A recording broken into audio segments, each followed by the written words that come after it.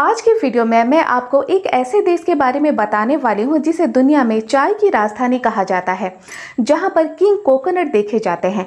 हमारे देश के नारियल के मुकाबले वहाँ के नारियल बहुत ज़्यादा बड़े होते हैं, जहाँ पर दालचीनी के बहुत सारे पेड़ देखे जाते हैं। दुनिया में जितनी भी दालचीनी मिलती है उनमें से 90% दालचीनी वहीं से आते हैं। दोस्तों, मैं बात कर रही हूँ श्रीलंका की। आज मैं आपको श्रीलंका के कुछ अमेजिंग फैक्ट्स के बारे में बताने वाली हूँ जो शायद ही आपको पता हो। तो चलिए शुरू करते हैं आज का ये वीडियो। अगर अभी तक आपने मेरे चैनल को सब्सक्राइब नहीं किया है तो प्लीज़ सब्सक्राइब कर ले, इसके साथ ही बेल आइकन को भी प्रेस कर ले ताकि मेरे आने वाले ऐसे ही रोचक वीडियोस आप पहले देख सकें। श्रीलंका को दुनिया में चाय की राजधानी कहा जाता है। इसके पीछे एक बहुत बड़ा कारण है। श्रीलंका के लोग चाय तो बहुत ज़्यादा पीते ही हैं, उसके साथ ही चाय का उत्पादन भी वहाँ पर बहुत ज़्यादा होता है। दुनिया में जितने भी देश हैं सबसे ज़्यादा चाय का उत्पादन श्रीलंका में ही होता है, इसीलिए उस देश को चाय की राजधानी कहा जाता है। आपको सुनकर हैरानी होगी, श्रीलंका में चाय का आगमन 1867 में हुआ, लेकिन अगर चीन की बात करूँ तो लगभग 5000 साल पहले ही वहाँ पर चाय का आगमन हो चुका था। फिर भी दुनिया में श्रीलंका को कहा जाता है चाय की राजधानी। जब चाय का आगमन श्रीलंका में नहीं हुआ था उससे पहले वहां पर कॉफ़ी बहुत ज़्यादा मशहूर हुआ करती थी। कॉफ़ी का बहुत ज़्यादा उत्पादन भी होता था, इसके साथ ही वहाँ के लोग कॉफ़ी को बहुत ज़्यादा पीते भी थे। लेकिन जब चाय का आगमन हुआ उसके बाद कॉफ़ी को तो जैसे लोग भूल ही गए। अब के समय में वहाँ पर कॉफ़ी तो लोग पीते हैं, लेकिन चाय की तरह कॉफ़ी इतनी ज़्यादा मशहूर नहीं है।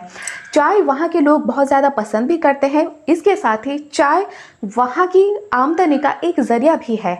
हमारे देश में जब आप किसी से कुछ पूछते हैं तो हाँ के बदले वो लोग क्या करते हैं? जी हाँ, ऐसे ही सर को ऊपर नीचे हिलाते हैं। लेकिन श्रीलंका में थोड़ा सा अलग है। अगर आप किसी से वहाँ पर कुछ भी पूछते हैं तो वो लोग हाँ का जवाब कैसे देते हैं पता है? ऐसे ही देते हैं, यानी सर को वो अपने दाएं और बाएं को घुमाते हैं। लेकिन आपको समझ में क्या आएगा कि वो लोग ना कह रहे हैं, क्योंकि हमारे देश में ना के जवाब में आपको ऐसे ही दाएं और बाएं सर हिलाने वाले लोग नजर आएंगे, लेकिन वहाँ पर बिल्कुल भी उल्टा है। उनका जवाब हाँ होता है, लेकिन वो लोग सर को दाएं और बाएं की ओर घुमाते हैं। श्रीलंका में लोग चावल को बहुत ज़्यादा खाते हैं। वहाँ पर चावल बहुत ज़्यादा खाने में पसंद किया जाता है कड़ी के साथ। सुबह हो, दोपहर हो या फिर रात का खाना हो, वो लोग चावल ही उसमें खाने को पसंद करते हैं। वहाँ पर कोई भी खाना हो उसमें नमक और काली मिर्च ऊपर से छिड़का जाता है। लोगों को बहुत पसंद आता है ऐसा करना। मीठी चीज़ में भी वो लोग छिड़कते हैं, चाहे वो कितना भी मीठा फल ही क्यों ना हो, कितना भी मीठा आम क्यों ना हो, वो लोग ऊपर से नमक और काली मिर्च जरूर ही छिड़क कर खाते हैं। श्रीलंका में एक मठ है जो कैंडी शहर में अवस्थित है। वहाँ पर भगवान गौतम बुद्ध की दांत रखी हुई है। ऐसी मान्यता है कि अनुराधापुर साम्राज्य, जो कि श्रीलंका की राजधानी हुआ करती थी बहुत पहले, अनुराधापुर वहाँ पर 1400 साल तक श्रीलंका की राजधानी थी। जब अनुराधापुर साम्राज्य वहाँ पर हुआ करता था तब के समय में गौतम बुद्ध का जो दांत है वहाँ पर लाया गया था और कैंडी शहर में अवस्थित इस मठ में रखा गया था। वहाँ पर पूजा अर्चना भी की जाती है। लेकिन पहले यानी बौद्ध धर्म वहाँ पर आगमन से पहले वहाँ पर हिंदू बहुत ज़्यादा थे। हिंदू थे, इसके साथ ही कुछ और धर्म के लोग भी थे। लेकिन जब सम्राट अशोक के पुत्र महेंद्र वहाँ पर गए बौद्ध धर्म के प्रचार के लिए, उसके बाद वहाँ पर बौद्ध धर्म को बहुत ज़्यादा लोगों ने अपनाया और जो आज तक चला आ रहा है। अगर आप हमारे भारत के दक्षिण में जाएंगे तो वहाँ से श्रीलंका सिर्फ 31 किलोमीटर दूरी पर अवस्थित है। हिंद महासागर में श्रीलंका एक मोती की तरह दिखता है, इसीलिए उसे हिंद महासागर का मोती भी कहा जाता है। श्रीलंका वैसे है तो छोटा देश, लेकिन दिखने में बहुत ज़्यादा सुंदर है। वहाँ पर इतने ज़्यादा झरने देखे जाते हैं कि वहाँ की बिजली का उत्पादन झरनों में से ही होता है। दुनिया में जितने भी दालचीनी मिलते हैं सबसे ज़्यादा दालचीनी श्रीलंका से ही निर्यात किया जाता है, क्योंकि वहाँ पर दालचीनी के पेड़ बहुत ज़्यादा देखे जाते हैं। सबसे पहले वहाँ पर दालचीनी की शुरुआत 2000 BC में हुआ था। मिस्र के एक व्यक्ति ने वहाँ पर दालचीनी की खोज की थी और इसके बाद से दालचीनी का उपयोग हर खाने में किया गया। दालचीनी का उपयोग सिर्फ खाने में नहीं बल्कि औषधि के रूप में भी उपयोग किया जाता है। हमारे भारत बहुत पास है, श्रीलंका के पड़ोसी है, बस इसीलिए हमारे भारत में भी दालचीनी का उपयोग खाने में ही नहीं बल्कि औषधि के रूप में भी किया जाता है। ताकि नारियल बहुत ज़्यादा बड़े हैं। हमारे देश में आप जिस साइज़ के नारियल देखते हैं उससे कई गुना ज़्यादा बड़े हैं श्रीलंका के नारियल। बस इसीलिए उस देश के नारियल को किंग कोकोनट कहा जाता है, क्योंकि दुनिया में जितने भी नारियल के पेड़ देखे जाते हैं सबसे ज़्यादा बड़े नारियल श्रीलंका में ही मिलते हैं और वहाँ के नारियल बहुत ज़्यादा मीठे भी होते हैं। श्रीलंका के लोग 92% साक्षर हैं।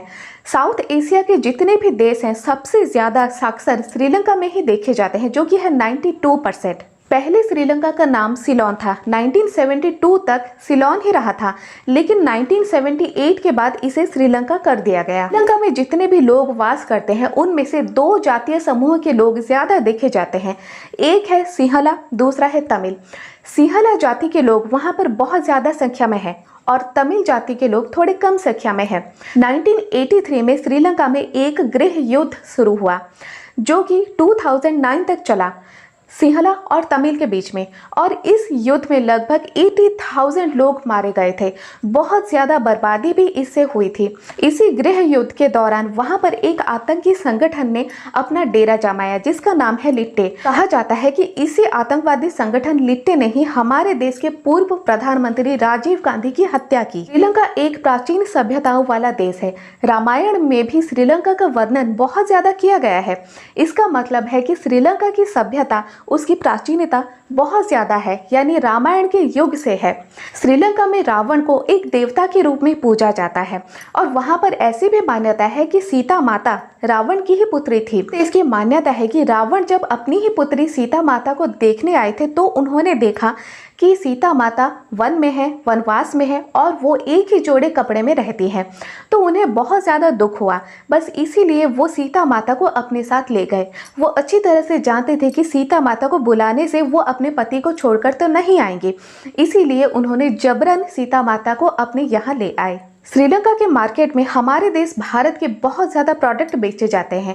जैसे कि पहले हमारे देश में चाइनीज़ प्रोडक्ट बहुत ज़्यादा बेचे जाते थे, खिलौने से लेकर इलेक्ट्रॉनिक्स तक, जिसमें लिखा होता था मेड इन चाइना। बस वैसे ही जो सामान श्रीलंका में हमारे यहाँ से जाकर बिकता है उसमें लिखा होता है मेड इन इंडिया, और हमारे देश की सामग्री की वहाँ पर बहुत ज़्यादा डिमांड है और वो लोग बहुत खुशी से इसे अपनाते हैं। श्रीलंका के लोग जब कभी भी घर से बाहर निकलते हैं तो वो अपने साथ छाता ज़रूर रखते हैं, क्योंकि वहाँ का मौसम ही कुछ ऐसा है।